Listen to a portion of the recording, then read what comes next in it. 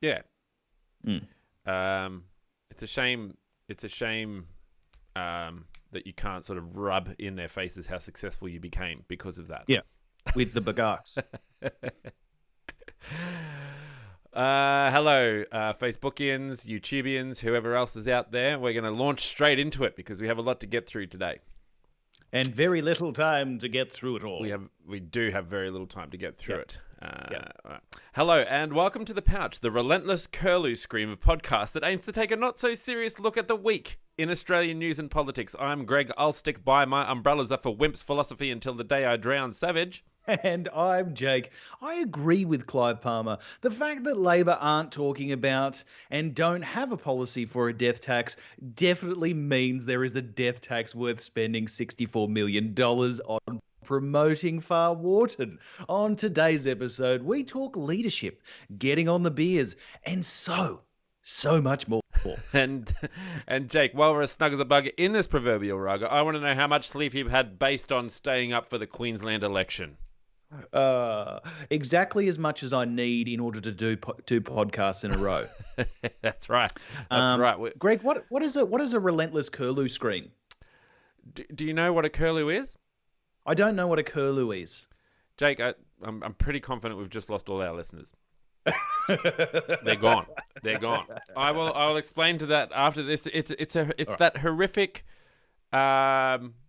Unless I've got the wrong bird, but I'm pretty confident it's that horrific sound that you hear at like 3 a.m. in the morning when it sounds like a child is being dragged off by a dingo in your backyard. Okay, that has You've a never sound. heard it. Okay, I'm gonna have to look it up. I'll YouTube sounds it later. I think you should. Yeah, the curlew crow is more of a scream. It's horrific. And if you don't know what it is, it sounds like a horror movie is being filmed outside your bedroom window. I mean, I have always found that it's hard to go past the noise of the grunting warble of the male koala in mating season. No, this is significantly worse. Wow, okay. Because that's terrifying. That sound of the koala, terrifying. I'm very surprised you don't know what the curlew crow, the curlew scream is. But yes, YouTube it later on, Jake. For now, speaking of curlew screams, look. But actually, before we get into it, I want to acknowledge Nick. This is Nick 9642.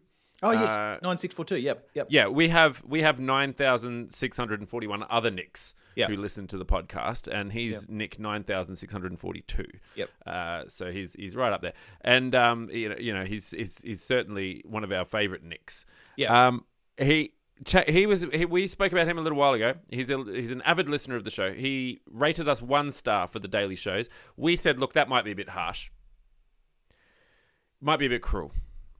But we took on board his suggestions and stopped doing the daily show. Thanks, Nick. And now he's changed his rating to 5 stars, which is lovely. And he's just said, could you please put some more research into the topics you cover?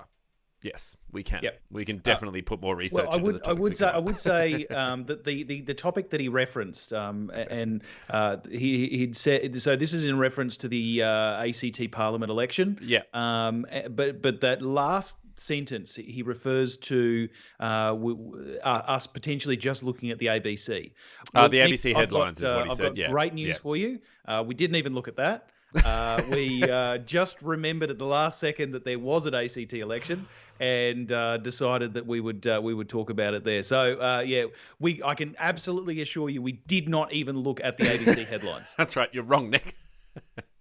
Look, we did a very poor job of covering the ACT election only because we didn't consciously decide. We actually acknowledged that while we were recording and talking about the ACT election. We did. I said I had no idea what was happening over there.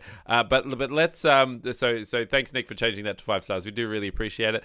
If you would like a mug, Nick, email me. Yeah, and I'll send you a mug.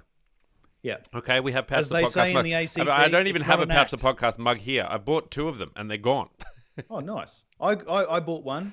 You messaged me on Facebook and said, let me know if you would like one. And I'd already said I'll do you a one. deal.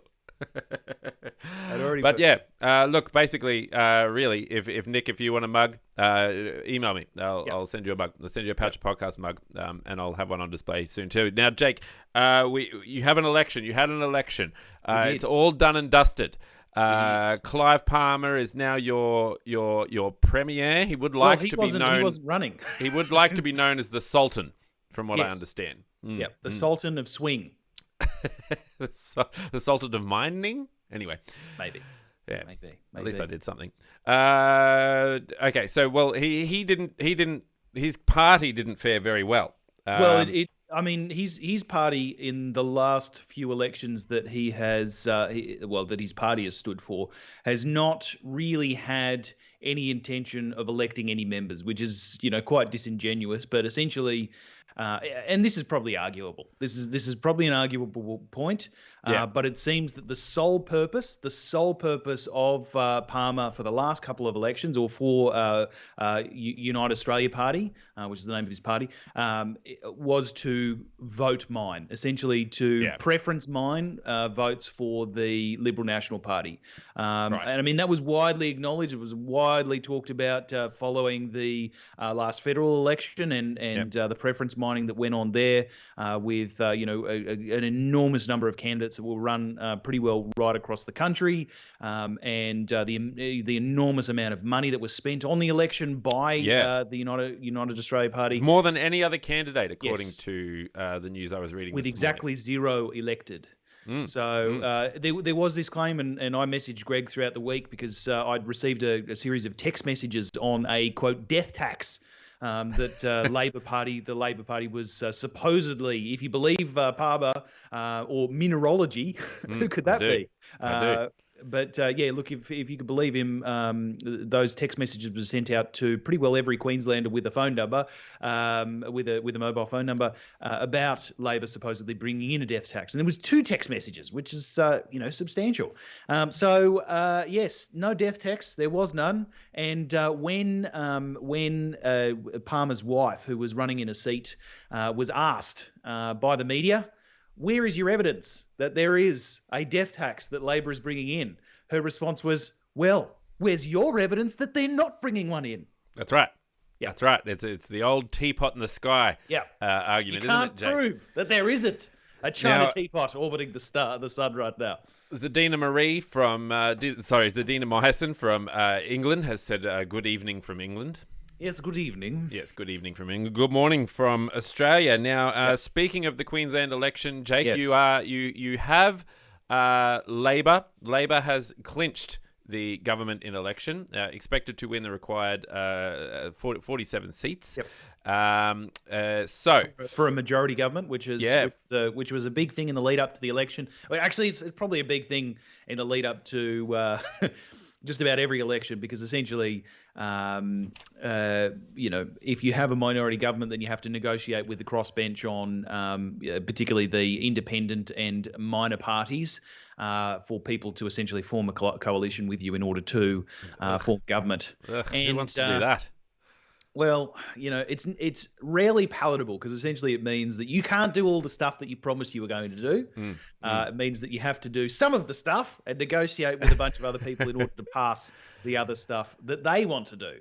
Look, yes, absolutely. Now, this was a broad and diverse set of voters across Queensland. The issues which were at play were significantly around COVID-19 and the border closures, and whether or not Anastasia Palaszczuk was going to appear to be strong-willed on the borders.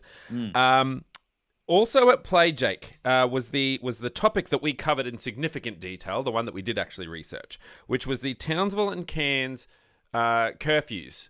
Yes. And Liberal coming out and saying, look, that's what we're going to do. Deb Frecklington saying she's going to install a curfew that was going to put, I think it was between 8 and 14, between 11 and 18. Anyone under 14... anyone under 14 needed to be home by 8 o'clock. Anyone between 15 and 18 needed to be home before 10 o'clock.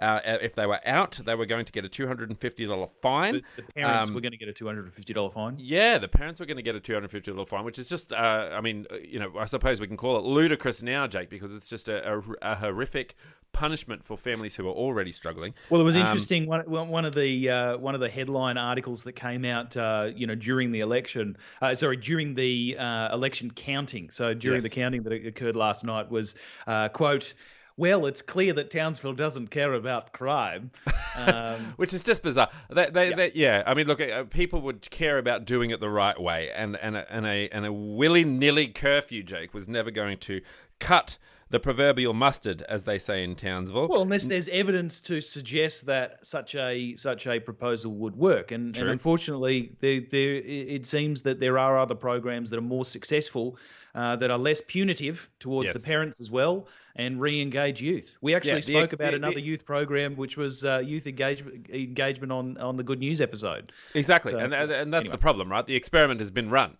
And the experiment has failed. So, well, that specific experiment around curfews and punitive measures towards parents for their children being out after a certain amount of time.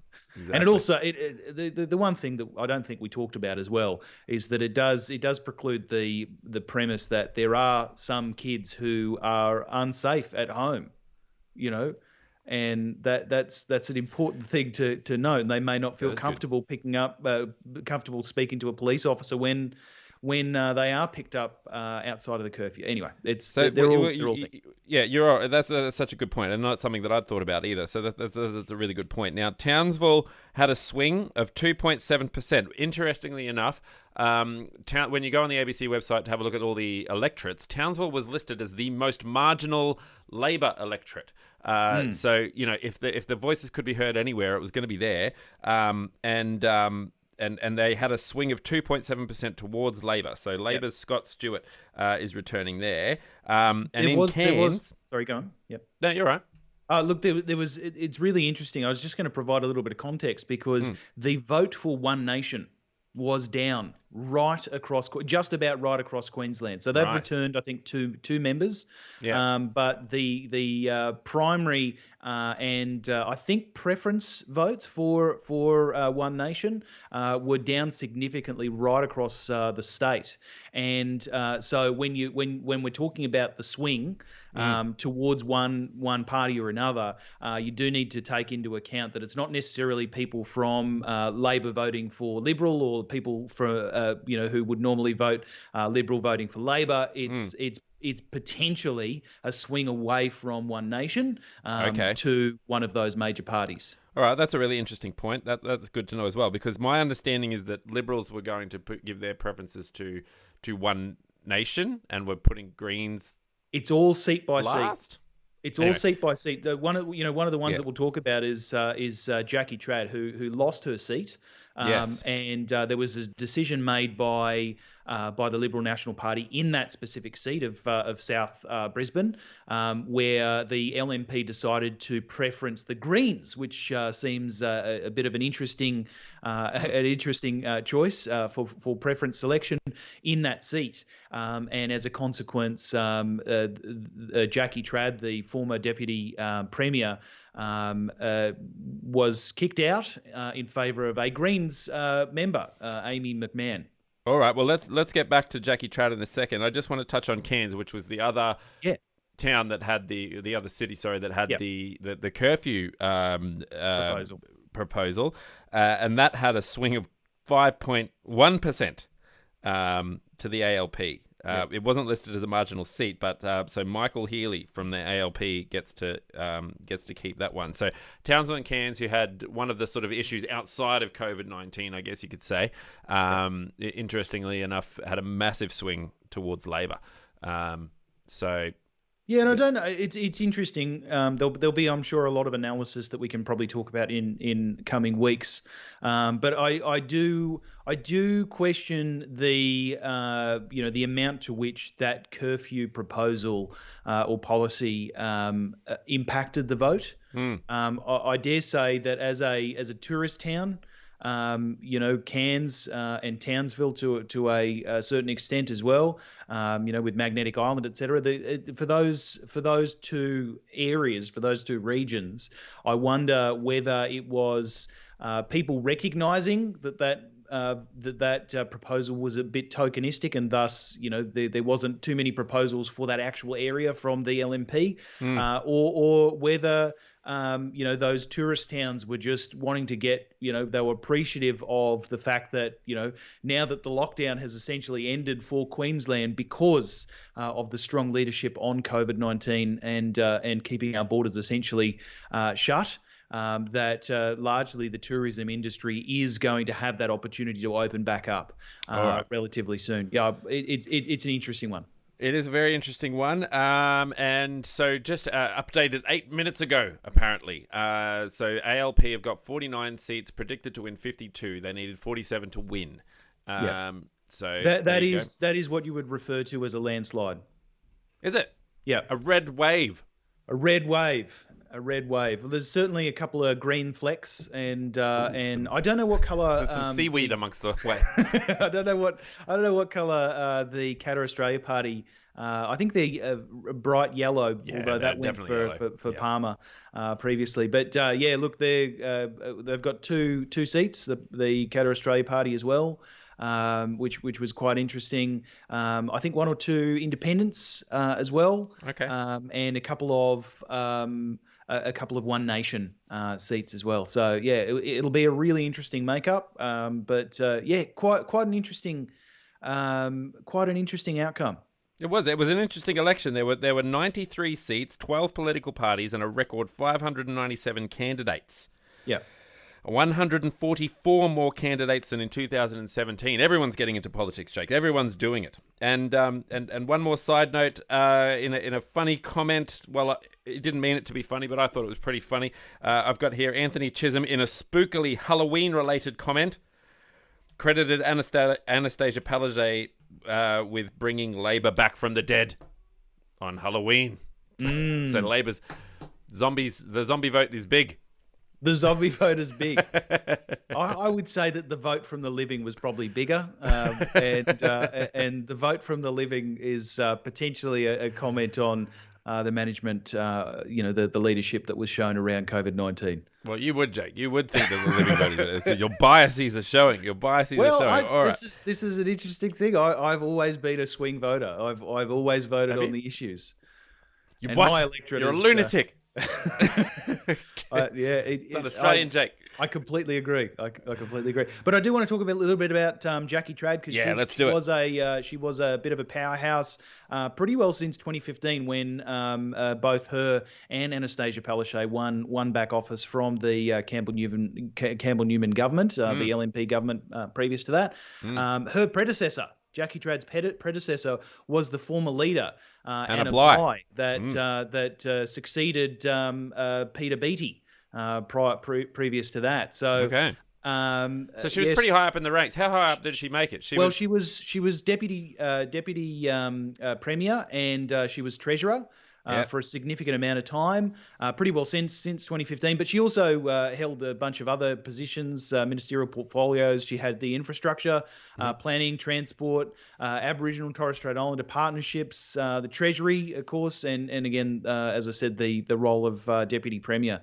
So she was quite a powerhouse. She was embroiled in some significant controversy, you might say. She bought an investment property that happened to be very close to the Cross River Rail section that was going to be purchased and redeveloped. That went to the CCC, the Crime and Misconduct Commission for Australia. For Queensland, and she was also embroiled in a scandal around whether she had something to do with the appointment of a principal at a particular school that she had interests in. Now that was City South State Secondary College. Yeah. Right. Yes. Now that was an interesting case. My understanding was that they had allocated a particular candidate.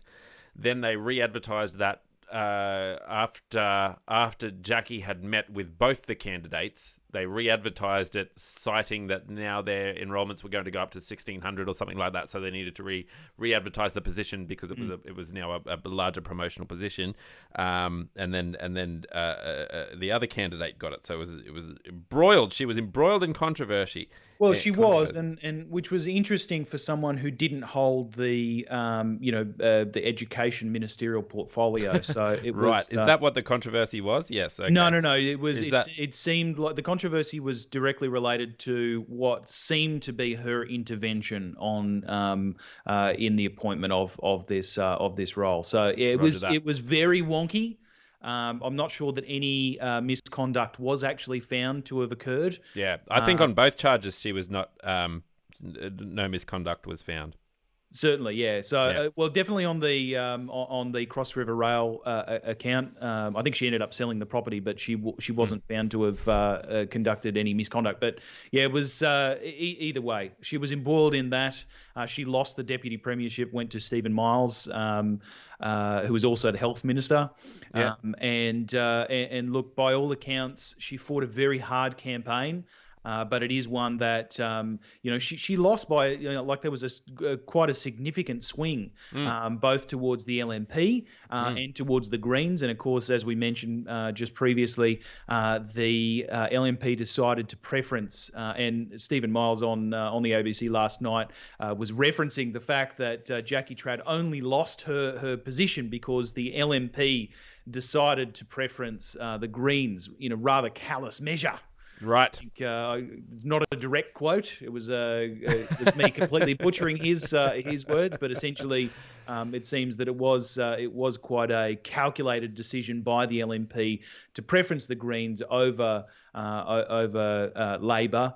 So essentially selecting a party that the LNP, one would argue, is quite diametrically opposed to the ethos of the LNP. So yeah, quite interesting. Amazing election to watch, and we'll have to see what happens over the next few years, because it's quite a difficult budgetary position. It's quite a difficult, like we were in Queensland, we had low unemployment. We had reasonably high unemployment before COVID hit, and it's been quite. It's been quite an impact since the impact of COVID. Yeah, it's certainly the biggest. I imagine the biggest vote came from people who were trying to make sure that they would be steered well through the upcoming. What do you call it? Hurdles, Jake. Hurdles. Life is full of hurdles. Now, it isn't.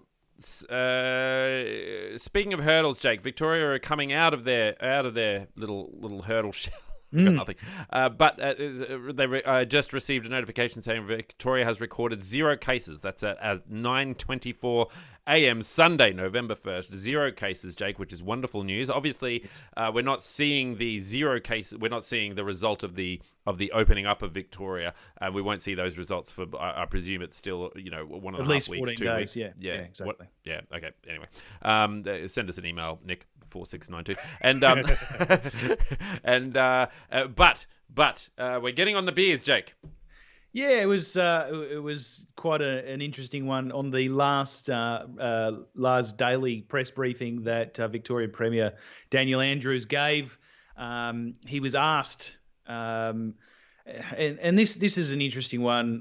It comes from earlier press conferences where Premier Andrews was asked about the ability to get on the beers, and him saying, yes, we all want to get on the beers, but we can't get on the beers because the pub's closed because there's too much coronavirus around here. Direct quote. But the Queen. And so one of the final questions that was asked on his final daily press briefing was from 7 News Melbourne state reporter Charnel Vella, who said, quote, "Can I confirm that you are saying we can finally get on the beers?" To which Andrews said, quote, "I don't know that I'll be drinking beer tonight. I might go a little higher up the shelf." Yeah, and I think he tweeted a photo of himself having a fancy scotch or something like that later on, which is very funny. It's very nice that he's able to maintain that. I think he had a day off from the media yesterday. He did well. He's ended those daily press conferences, those daily coronavirus. What are we going to do with our time now? Well, maybe people will start listening to the Pouch. Maybe they will. We can only hope. I would say, interestingly enough, the number one song in Australia, yes, this week was by Mashed and Kutcher. It was a remix of sound bites from the Premier's televised media briefings. The song is called "Get on the Beers." Yeah, I'll put a link to that. Great and fine music. Yeah. That's not it, but it's it has its place, Jake. It does definitely have its place. It's a pump up anthem. I'll put a link in the description below of that one. It's a very funny song. I did happen to catch that one, and it's a nice. It encapsulates the Australia quite well. I think the idea that we've gone through a bit of a massive. Well, I shouldn't say bit of a, should I? A massive. Disaster, and we've pulled together and we've come through the other side, and let's keep that larrikinism flourishing. Yes. Dear me. Now, on the day that the donut day, there was an announcement which certainly didn't go under the radar. It had the potential to go under the radar, but it certainly didn't. This is about a tree that has been felled. My understanding, I think it might be a yellow box, is what I've got written here. It's referred to as the Jabwarong Tree. Jabwarong Directions Tree. Yes.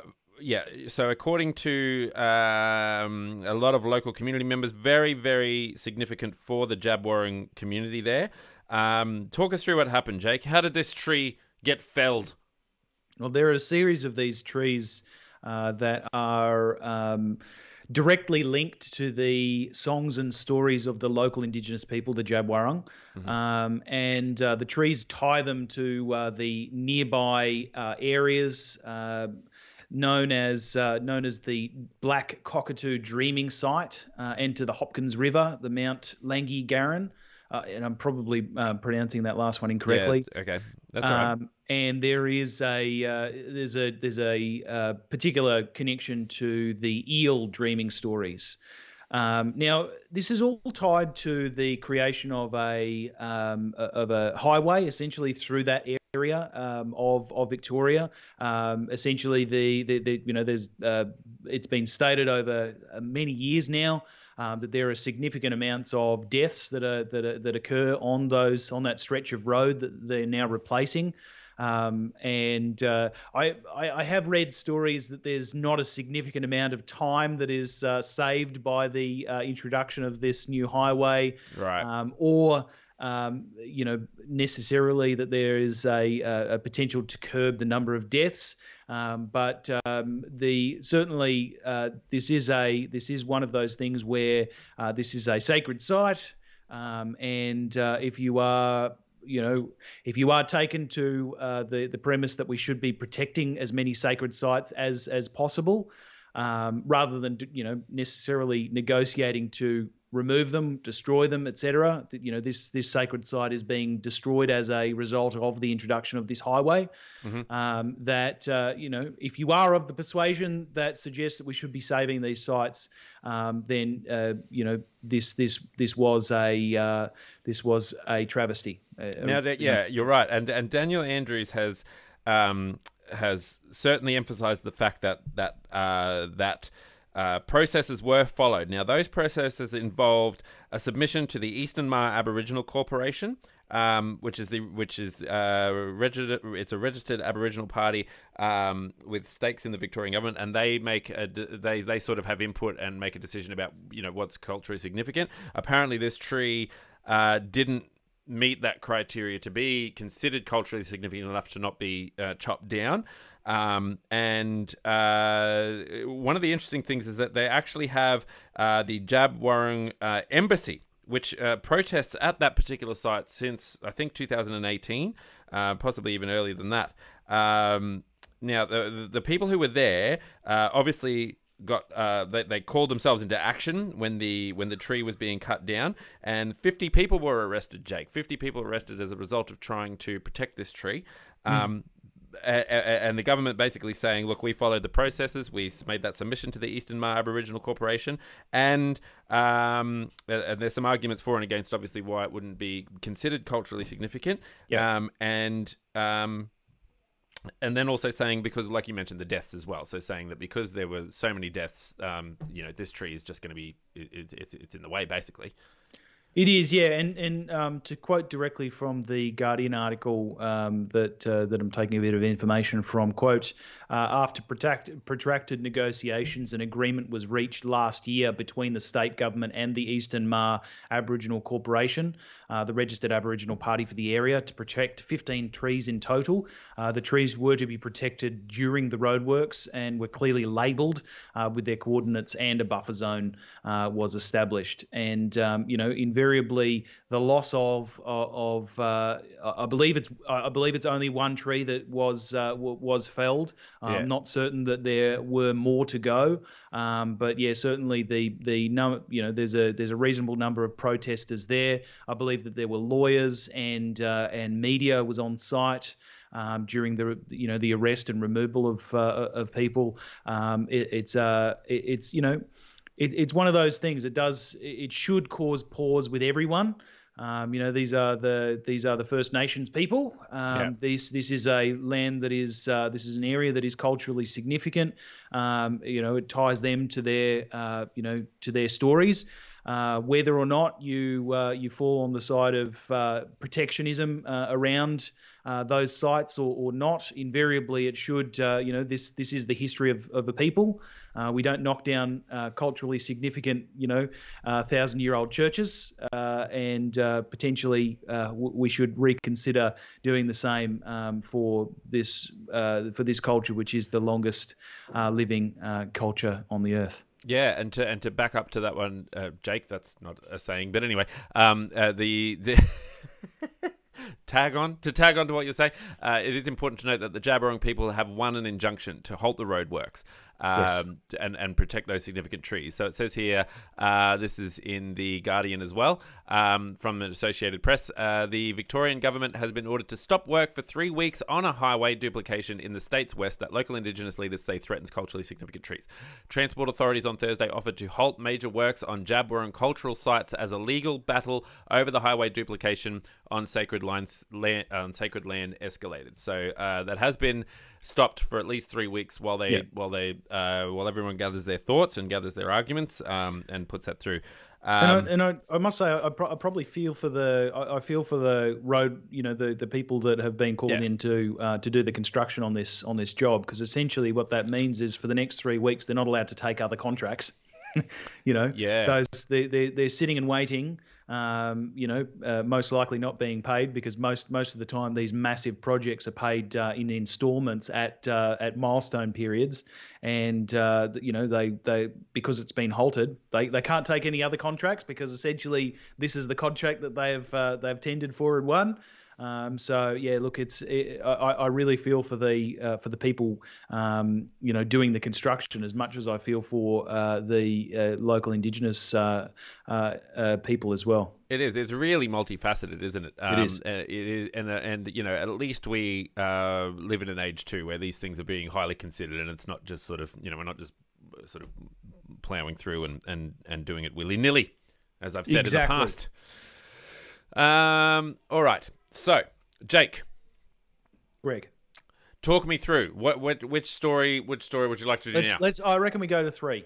All right, number 3. Now, just as a reminder to everyone as well, we are discussing with Politics Over Coffee today, and we have a scheduled appointment with them at 10 to 10. So we have 15 minutes, Jake. So if we duck down to storage 3. If we duck down to story 3, you reckon we can nail that one in 15 minutes? I reckon we can nail that in 5 minutes. All right, well, hang on. What I'll do is I'll cross out all of the intelligent things I was going to say about this topic. There we go. And then that way that'll save a whole bunch of time as well, Jake. So.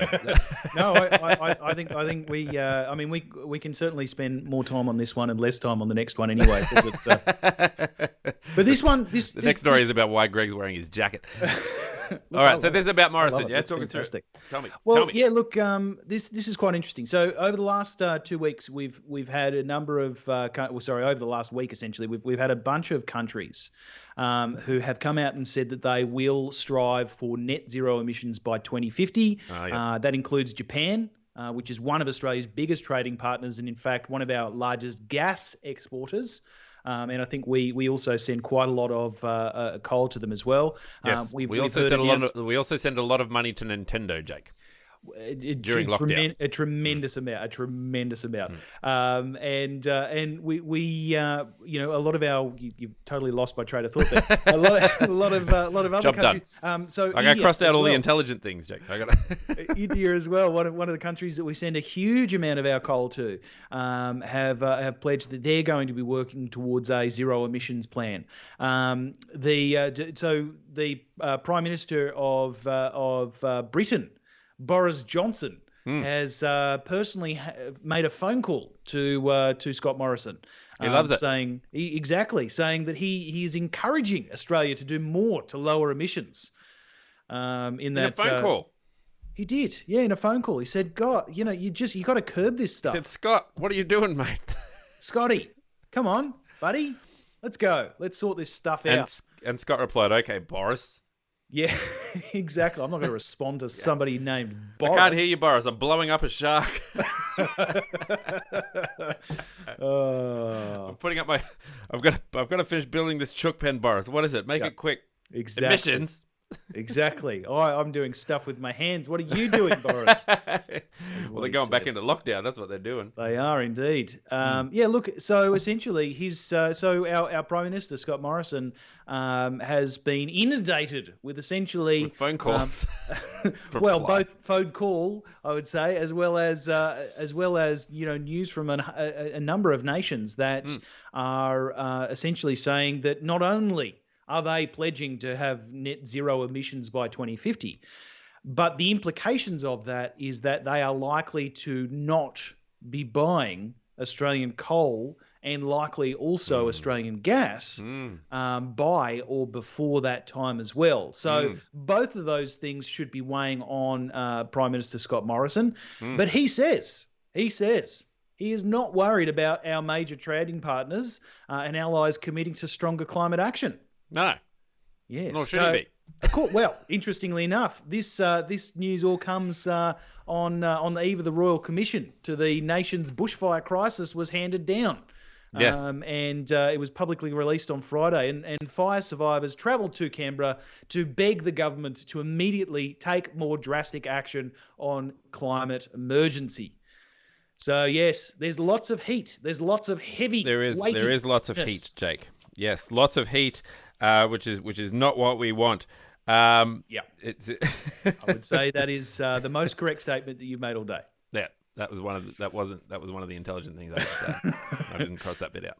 But yeah, interestingly enough, the European Union, Britain, South Korea, they've all committed to achieving net zero by 2050. China has pledged to hit their target by 2060. Well, we can definitely trust China. Yeah, well, they are the most trustworthy country in the world. I look up to them regularly. Yeah, exactly.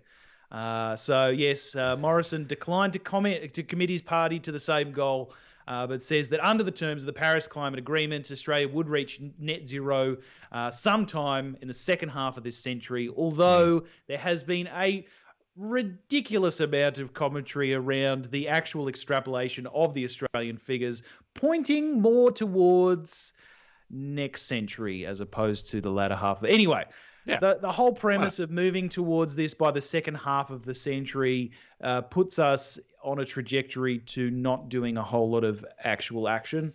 But, essentially sitting back, making sure that everybody else is doing it. And then once everybody else has done their stuff, then we'll consider thinking about planning to do something about action. It's often a bit of a repeating theme, isn't it, in Australian politics around some of these larger topics, like with gay marriage. The rest of the world kind of was already on board. I think like 2 or 3 states or something in the US were already on board with gay marriage before we even jumped on board. The most Catholic country in the world, except for the Vatican. Yeah, they did yes, before we did. Yeah, that's right, and same with sort of climate change conversations and that sort of stuff around that now. All right, okay, and speaking of that Bushfire Royal Commission, Jake, you are absolutely right. Apparently, it had a stark warning of a future marked by extreme weather impacts of climate change. So, if for no other reason, even if you have the argument that Australia shouldn't be, we don't contribute a great deal to global warming as a whole, certainly setting an example can't hurt.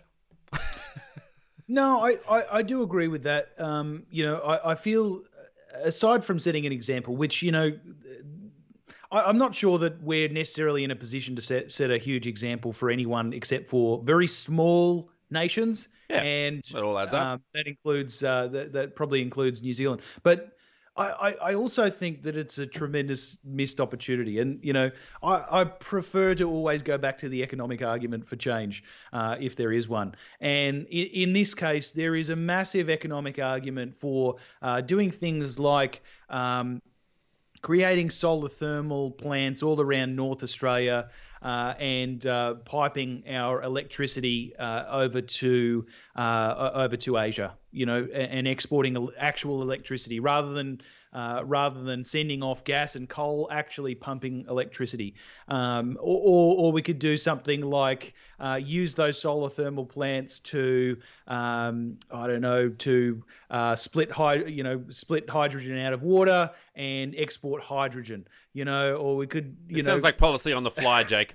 It is, but it's all things that's been talked about significantly in the past. Just grow hemp. It just have an entirely new industry. It's literally green. It's there, Greg. But it's just one of those things that to me, it feels like a tremendous missed opportunity that we could be doing something.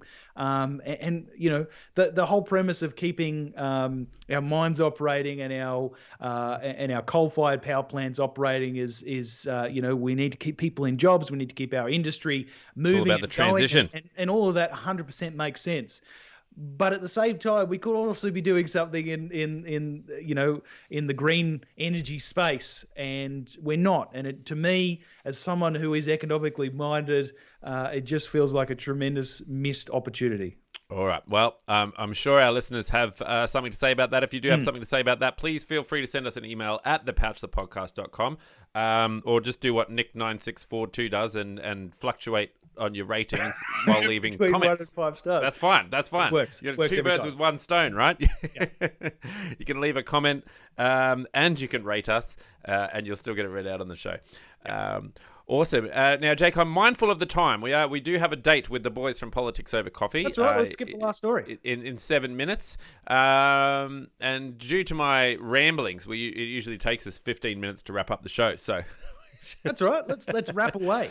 Look, I think so. Next week, I'd love to get to the Royal Commission if we can. The Bushfire Royal Commission and some of those recommendations. Hazard reduction burns, more water bombers, fire danger, rating system, climate change. It mentions the whole lot. We could even do a midweek special, Jake. We haven't done one of those for donkeys. That's true. My favorite recommendation out of the Bushfire Royal Commission is the fleet of aerial bombers, which to me sounds like good. A really great band name. Fleet of aerial bombers. Instead of the Fleet Foxes. Yeah. Fleet aerial bombers. Going on tour with the Fleet Foxes very soon. Now, Jake, congratulations on having an election. Thanks. You still have a lead up. Yeah. I started it from scratch. Look, stick around, ladies and gentlemen, because we will be speaking to the boys from Politics Over Coffee, and I'll probably just hit the same button that I hit here, but there'll be 4 squares instead of 2. So if you want to stick around, we're doing a US election special, and chatting about that one. So, Jake, when people have finished not doing anything, not changing the channel that they're on now, not changing the streaming service that they're on now, same bat time, same bat channel, same fruit bat time, same fruit bat channel, what would you like them to do? I'd love it if they could subscribe, rate, and review, just like Nick9472 did.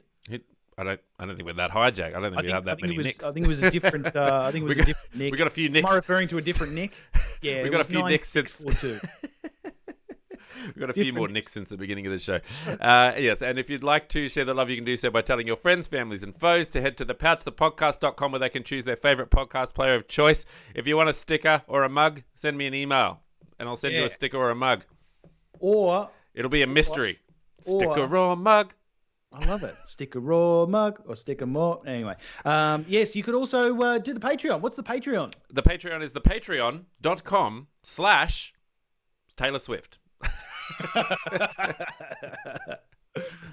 The patreon.com/thepouchthepodcast, where you can give us money. There's a $3 a month, a $5 a month, and a $10 a month, and that just helps with the running costs of the show, and provides you with more content, Jake. They get more content. Yeah, but anyway. All right, well, we better. Sure, I've got to refill my glass. I've got to refill my coffee, and I look forward to seeing you in a few minutes, Jaco and other listeners. Indeed. Thank you, listeners, and thank you, Greg. No worries, man.